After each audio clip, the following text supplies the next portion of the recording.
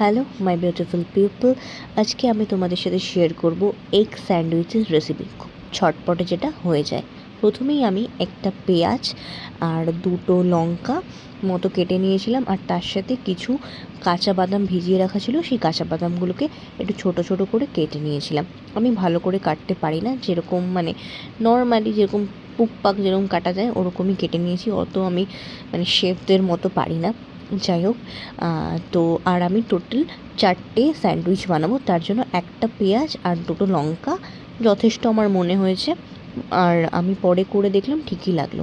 এরপরে আমি দুটো ডিম সিদ্ধ বসিয়ে দিয়েছিলাম। ডিম দুটোকে ভালো করে সিদ্ধ করে নেবো, আর ফুল বয়েলড হবে। হাফ বয়েলড হলে কিন্তু একটু কাদা কাদা হয়ে যায়, আমার ভালো লাগে না। ওই জন্য আমি ডিম দুটোকে ফুল বয়েলড করে নিয়েছি। আর তারপরে আমি মেন ইনগ্রেডিয়েন্টসটা আগেই বানিয়ে গেছিলাম, যেটা হচ্ছে এই স্যান্ডউইচের শো স্টপার বলা যেতে পারে। এটা কি করে বানিয়েছি চলো তোমাদের শেয়ার করি। গরম দুধের মধ্যে আমি আমুলের বাটার আর আমুলেরই একটা স্লাইস চিজ পুরোটা দিয়ে দিয়েছিলাম। দিয়ে ভালো করে মিক্স করে নিয়ে একটু ফুটিয়ে নিয়েছিলাম।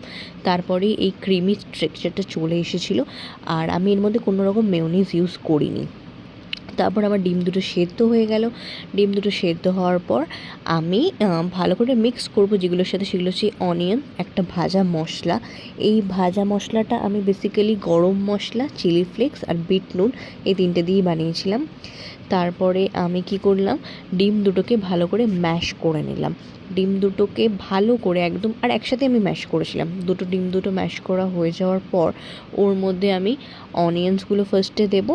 তারপর ওই অনিয়নগুলোকে মিক্স করা ভালো করে হয়ে গেলে তারপর আমি তার মধ্যে দেবো কি, ওই যে আমি মেয়োনিজের বদলে যে ক্রিমি স্ট্রাকচারটা ইউজ করেছিলাম সেটা।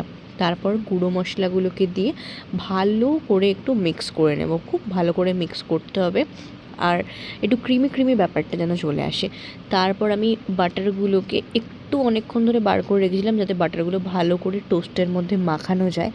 আর আমি টোস্টের দু পেটেই ভালো করে একদম বাটার লাগিয়ে নিয়ে গেছিলাম, যাতে কোনো জায়গায় ড্রাই মনে না হয়। খুব একটা খুব ক্রিমি ইয়ামি ব্যাপারটা থাকে।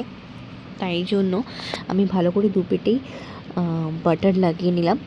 বাটারটা খুব ভালো করে লাগানোর পর আমি ওই যে মিক্সচারটা ছিল, যেটা মেন ইনগ্রেডিয়েন্টস, ওটাই আমি ভালো করে একটা পাউরুটি রেখে তার উপরে দিয়ে তারপরে আরেকটা পাউরুটি ওর ওপর চাপা দিয়ে দিলাম। তারপরে আমি সোজা চলে গেলাম স্যান্ডউইচ মেকারে দুটো পাউরুটি দিয়ে দিলাম, আর সেটাকে কিছুক্ষণের জন্য ভালো করে বেকড হতে দিলাম। তারপরেই রেডি আমার আজকের yummy super tasty egg sandwich, যেটা আমি সসের সাথে খেলাম, আর খেতে জাস্ট অসম হয়েছিল।